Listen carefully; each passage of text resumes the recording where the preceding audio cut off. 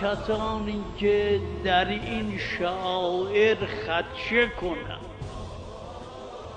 بیدار باشید،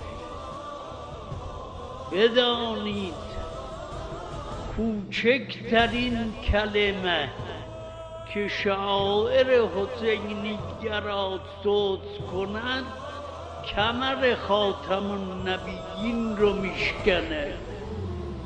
این عزاداری ها، این سینه زنی ها، این زنجیر زنی ها باید به حد اعلا حفظ بشه. برای سید الشهدا حتی اگر خون جاری بشه جایزه. در این راه این اندازه ضرر هیچ اشکال نداره.